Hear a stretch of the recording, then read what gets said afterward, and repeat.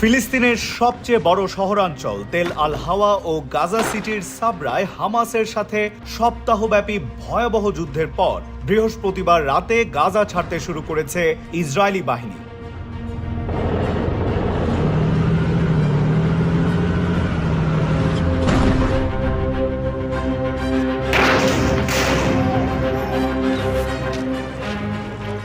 এই অভিযানে মৃত্যুবরণ করা প্রায় ৬০ জন ফিলিস্তিনির মরদেহ উদ্ধার করা হয়েছে বলে জানিয়েছে গাজার সিভিল ইমার্জেন্সি সার্ভিস।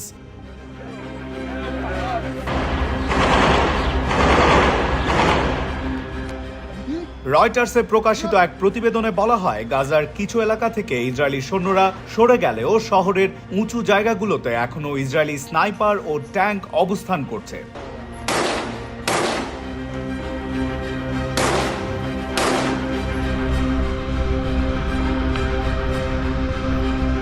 আড়াইশোটিরও বেশি ডিজাইন অপশন নিয়ে ওয়ালটন স্মার্ট ফ্রিজ, বোঝে আপনার প্রয়োজন।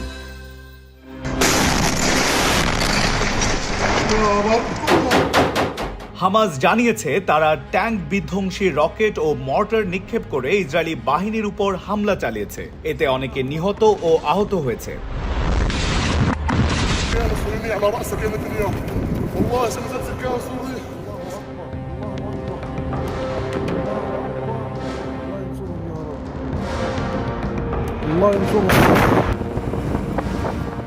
তবে এসব দাবির বিপরীতে ইসরায়েলি সেনাবাহিনী এখনো কোনো মন্তব্য করেনি।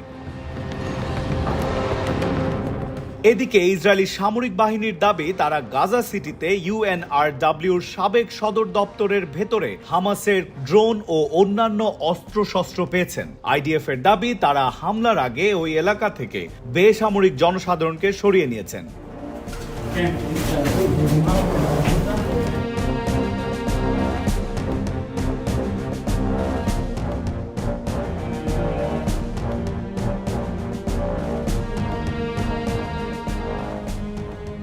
গাজা স্ট্রিপ সিভিল ডিফেন্সের মুখপাত্র মাহমুদ বাসাল শুক্রবার গাজা থেকে প্রকাশিত এক সংবাদ মাধ্যমে বলেন, রাস্তায় লাশ ছড়িয়ে ছিটিয়ে রয়েছে।